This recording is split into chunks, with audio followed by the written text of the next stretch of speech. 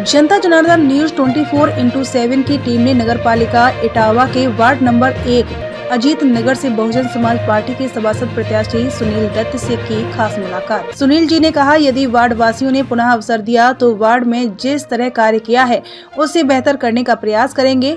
Ward के अंतिम पात्र व्यक्ति तक शासन स्तर से जो भी लाभकारी योजनाएं होंगी वार्ड के अंतिम पात्र व्यक्ति तक पहुंचाने का कार्य करेंगे। जो विकास कार्य अधूरे छूट गए हैं उन्हें पूर्ण करने की प्रथम वरीयता होगी। बंगाली कॉलोनी में पार्क का सौंदर्यीकरण कराने के लिए 100% प्रतिबद्ध रहेंगे। इसी के साथ बहुजन समाज पार्टी की निकाय चुनाव में रणनीति और वर्तमान समय में चुनावी माहौल के बारे में विस्तार से बताया। साथ ही सुनील जी समस्त वार्ड व नगर के समस्त मतदाताओं से मतदान करने की अपील की, जिससे वार्ड व नगर का चौमुखी विकास हो सके। आगे देखिए संपादक विनय के साथ कैमरामैन सनी की खास रिपोर्ट। देख रहे न्यूज़ 24/7। जैसा कि आपको अवगत होगा, नगर निकाय इलेक्शन का रिजल्ट हो चुका है। आज जानने का प्रयास करेंगे नगर पालिका परिषद इटावा में आए हुए नगर पालिका परिषद इटावा के वार्ड नंबर 1 अजीत नगर में आज हमारी बीच उपस्थित है सुनील दत्त जी, जो बहुजन समाज पार्टी से अधिकृत कैंडिडेट है। अजीत नगर से सभासद पद देते हैं और निवर्तमान सभासद हैं जो उनकी पत्नी है अनुपम जी। नमस्कार सर। नमस्कार सर। सर प्रथम तो सर आपका हमारे चैनल में स्वागत है। आपसे जानने का प्रयास करेंगे सर, जैसा कि दिक्कत है कि आपकी जो बात है निवर्तमान सभासद है वार्ड नंबर 1 अजीत नगर से, आपने अब की बार यहाँ से सभासद पद हेतु प्रत्याशिता पेश की है। सभासद पद हेतु अब आपसे हम जानने का प्रयास करेंगे सर, आपने ऐसा क्या सोचा जो पुनः सभासद पद हेतु प्रत्याशिता पेश की? मैंने अपने तरफ से जो जनता ने मुझ पर 5 साल में विश्वास किया और मैंने उनके जनता को खरा उतरने का पूरा प्रयास किया। उनके सुख दुख और जैसा भी मेरी मदद की इस प्रकार से मैंने हर संभव उनकी मदद की। जैसे कि नगर पालिका में जैसे सफाई का काम होता है, निर्माण का वो सड़क बनवाने का काम होता है और उनको जो मूलभूत सुविधाएं नगर पालिका के द्वारा जो मिलती थी उस तरीके से, जैसे जन्म प्रमाण पत्र किसी का बनना था, मृत्यु प्रमाण पत्र बनना था, बेचारे न किसी को दुख की घड़ी में हम ना उनके हमेशा दरवाजे पर खड़े रहते थे और उनकी पूरी मदद करते थे। इसी तरीके से जनता ने मुझसे फिर एक बार कहा कि आप जैसा है ना ईमानदार, सच्चा और समाज सेवी आदमी अगर हमारे बीच से है ना नहीं लड़ेगा चुनाव तो हमें है ना बड़ा दुख होगा। आप लोग है ना आप पुनः एक बार फिर अपनी दावेदारी पेश कीजिए और मेरी दावेदारी मैंने अपनी पार्टी में रखी। पार्टी में बहन कुमारी मायावती जी ने मुझको पूरा निर्वाहते हुए, जिला यूनिट ने मंडल कोऑर्डिनेटर साहब ने पूरा विश्वास मुझ पर जताया और पुनः मुझे एक बार फिर वार्ड नंबर 1 से प्रत्याशी बनाया। इसके लिए मैं बहन जी का आभार प्रकट करता हूँ और पूरी जिला यूनिट का भी आभार प्रकट करता हूँ। और जो भी आपके ना जो सवाल है, मैंने ना काम जो किए काम में विस्तार पूर्वक आपको बताना चाहूँगा। तो इसमें से सबसे पहले मैंने ना ये जो अजीत नगर की रोड थी वो काफ़ी ना टूटी फूटी थी, ये नगर पालिका में आती थी। लगभग है ना 10 साल से इस रोड पे डामर का कार्य नहीं हुआ था। डामर का कार्य नहीं होने की वजह से काफ़ी है ना गड्ढे थे, जिसमें है ना मैंने नगर पालिका में अपने है ना बोर्ड की बैठक में नगर पालिका से ये कहा कि सर अगर आप बोर्ड की बैठक में कीजिए, अगर है ना नगर पालिका डामर का काम नहीं करा पाती है तो इस बोर्ड रोड को PWD विभाग में शिफ्ट कर दिया जाए। उसी टाइम में ना मैंने उसे बोर्ड में रखा तो बोर्ड की बैठक में मेरे इस प्रस्ताव को स्वीकारता मिली और बोर्ड है ना ये स्वीकार करते हुए यही PWD में कर दिया। मैंने सबसे पहले अपनी रोड को बनवाया, मेन रोड को, और ये बंगाली कॉलोनी में निर्माण कराए लगभग 16-17 गलियों का निर्माण कराया अपने 5 साल के कार्यकाल में, जिसमें मेरी पत्नी सभासद थी। और रोड जो स्ट्रीट लाइटें थी जहाँ प्रकाश की काफ़ी है ना दिक्कत आती थी, लोग बाग है ना रात के वक्त चोरी चकारी होती थी, काफ़ी लोगों की शिकायत थी कि रोड लाइट लगवा लीजिए, हमारे यहाँ प्रकाश की पूरी रोशनी रहे, तो वो भी मैंने व्यवस्था की।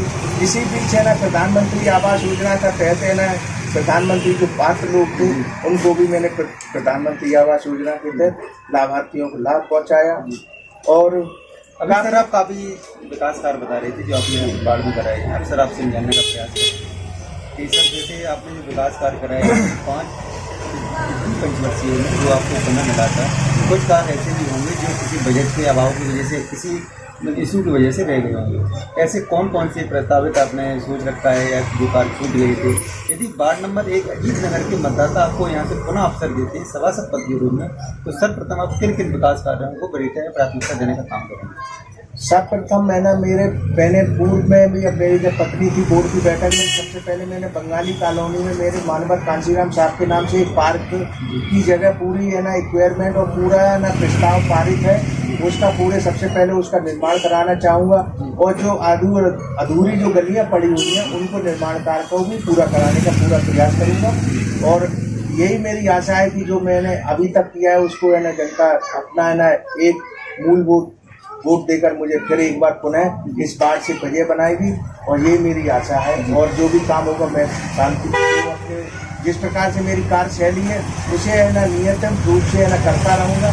जो जनता ने मुझे है ना कर्तव्य दिए हैं और आगे देगी, इसके साथ मैं खड़ा उतरने का पूरा प्रयास करूँगा। सुनील सर, इसी क्रम में आपसे जानने का प्रयास करेंगे, जैसा कि सर आपको अवगत होगा कि नगर पालिका है सभासद का जो अधिकार क्षेत्र होता है वो सीमित है। तो आपसे ये जानना चाह रहे जैसा कि आप काफ़ी अच्छा बता रहे थे कि सर दो ट्रेंड होते हैं कि यूथ एक सीनियर सिटीजन है, यूथ या सीनियर सिटीजन के लिए आपने अपने वार्ड में कुछ सोच रखा हो उसके लिए बताइए।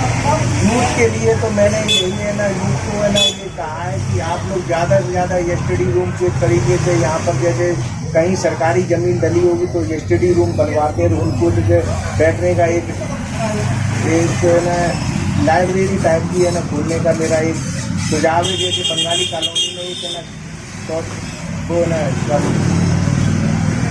समुदाय केंद्र है ना खाली पड़ा हुआ है, उसमें सोचना चाहूँगा कि ना आगे जब मैं सभासद बन के जाऊँ और जनता के बीच से तो है ना वहाँ पर लाइब्रेरी खोलने का कार्य करूँगा, जिससे कि है ना बच्चे आने वाले समय में जितनी अच्छा योग्यता लेंगे, जितनी अच्छे पढ़ेंगे और उससे देश का उन्नति होगी, क्योंकि यूथ पढ़ेगा तभी देश बढ़ेगा। जी ये चीज़ सुनील सर, और आपसे हम जानने का प्रयास करेंगे, जैसा कि अभी आप यूथ के लिए एक संदेश दे रहे थे, मैं ये चाह रहा हूँ कि जो हमारे व्यूअर्स हैं, जो भी लोग इस चैनल को देखें, हम आपसे ये जानना चाह रहे हैं वो मैसेज आप हमारे चैनल के माध्यम से युवाओं साथियों के लिए क्या मैसेज है?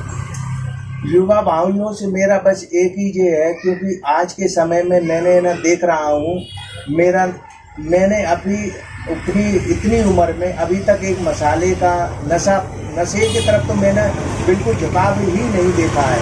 मैंने अभी तक कोई नशे पत्ता नहीं किया। मैं अपने युवाओं को यही कहना चाहूँगा कि जितना हो सके आप अगर इस नशे से दूर रहेंगे तो आपको है ना शरीर भी सही रहेगा, आपके परिवार में भी सही रहेंगे।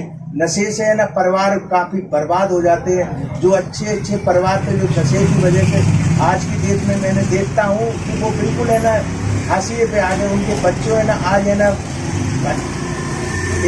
एक तरीके से कहा जाए कि ना वो है ना भटक रहे हैं। और मैं एक चीज़ और मैं कहना चाहूँगा, सभी पार्टियों के ना जितने भी है ना मेरी अगर इस बात को गंभीरता से लें कि चुनाव के वक्त अगर हो सके तो ये लोग जो आम पार्टियां जो दारू का युवाओं को है ना लालच लोभान वादे करते हैं कि हम आपको शाम को दारू पिलाएंगे और ये करेंगे, इसके युवाओं में चले जाते हैं। इन चीज़ों से है ना थोड़ा परहेज करें, जिससे कि ना हमारा यूथ स्वस्थ रहेगा, तभी है ना हमारा इंडिया आगे और अच्छी उन्नति कर पाएगा। तो यही है ना मेरी एक अपील है भाई। सर, आपसे लास्ट क्वेश्चन जानना चाह रहा हूँ सर, जैसा कि आप बाढ़ तक सीमित नहीं रहते हैं, बीएसपी पार्टी भी सक्रिय रहती है, नगर पालिका स्तर पर आपसे ये जानना चाह रहे हैं सर, जैसा कि आपको पता है 11 मई को मतदान होगा, मैं सर ये जानना चाह रहा हूँ कि क्या समीकरण है अपने इटावा नगर पालिका में?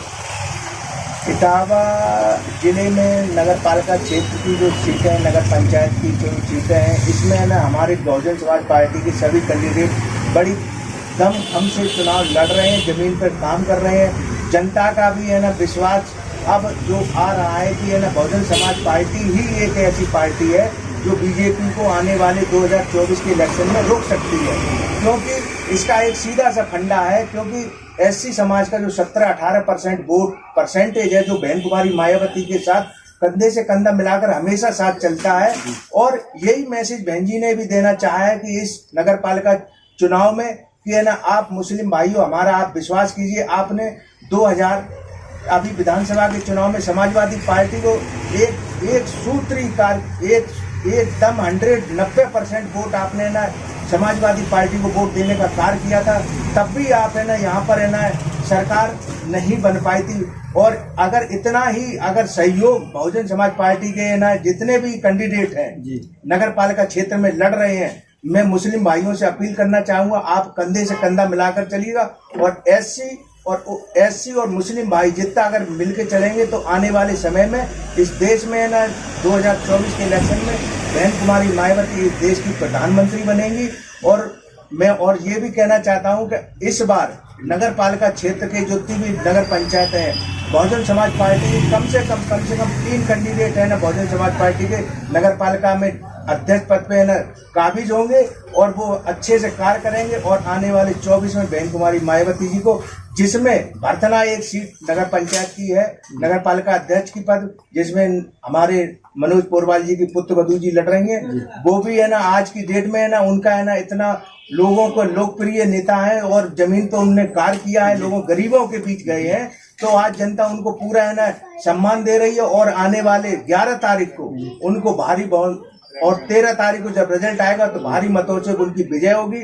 और इसी प्रकार से विवेक कुमार और सन्नी जो है ना पेशे से एडवोकेट हैं, उन्होंने भी काफी काम है ना वहाँ पर उन्होंने किए हैं बकेवर में। उनके पिताजी काफी है ना सोशल वर्किंग थे, उन्हें समाज में बैठा करते थे। आज वो भी है ना बहुजन समाज पार्टी के प्रत्याशी, उनकी भी आज की डेट में बहुत अच्छी मजबूती से वो टिकट चुनाव लड़ रहे हैं और जनता उनके साथ जुड़ रही है। इसी प्रकार से है ना आपकी लखना की जो वर्मा जी है वो भी है ना पूर्व चेयरमैन है, वहाँ पर भी समाजवादी पार्टी के लोगों ने अध्यक्ष ने तो वहाँ पर उनका टिकट काट कर दूसरे है ना कैंडिडेट को टिकट दिया, जिससे कि वहाँ के वर्मा समाज के लोग काफी आक्रोश हैं। आज उनके साथ कंधे से कंधा मिलाकर काम कर रहे हैं। इसी प्रकार से हमारे इटावा की नगर पालिका क्षेत्र की जो है ना इद्रीस अंसारी जी की पुत्र वधू है, उनका भी है ना समाजवादी पार्टी ने एक तरीके से मुस्लिम भाइयों को निराश किया और उनका टिकट समाजवादी पार्टी ने काटा और बहन कुमारी मायावती जी ने उनका पूरा सम्मान दिया और इटावा से नगर पालिका क्षेत्र के लिए उनको है ना दावेदारी दी।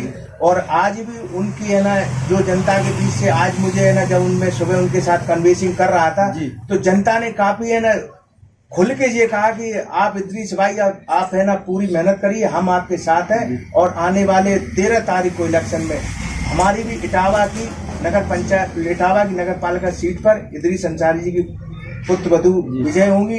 यही मेरी जनता, यही है ना एक जनता से मैसेज आ रहा है, यही है ना मैं चैन कर। Thanks sir. आप देख रहे थे हमारे साथ उपस्थित श्री दत्त जी जो इटावा नगर पालिका परिषद से वार्ड नंबर 1 अजीत नगर से सभासद पद हेतु बहुजन समाज पार्टी से अधिकृत कैंडिडेट। उन्होंने बड़े स्टेट फॉरवर्ड बताया है, जैसा कि पिछली पंचवर्षीय में जो बायक थी अनुपम जी, उन्होंने जैसा कि 5 वर्ष में विकास कार्य कराया, आपने वीडियो में देखा होगा, काफ़ी विकास कार्य कराया। यदि सर को पुनः अवसर मिलता है तो सर ने बताया कि उससे बेहतर करने का प्रयास किया जाएगा। साथ ही साथ आपने देखा होगा सर ने युवाओं के लिए भी मैसेज दिया है। साथ ही साथ विस्तृत से सर ने पार्टी की रणनीति और इटावा जनपद में जितनी भी नगर पालिका भर्सना हुई और जैसे नगर पंचायत बकीवर लखना के बारे में विस्तृत से बताया, जैसा कि मैसेज दिया है। और साथ ही साथ 11 मई को जो मतदान होना है, समस्त जो भी मतदाता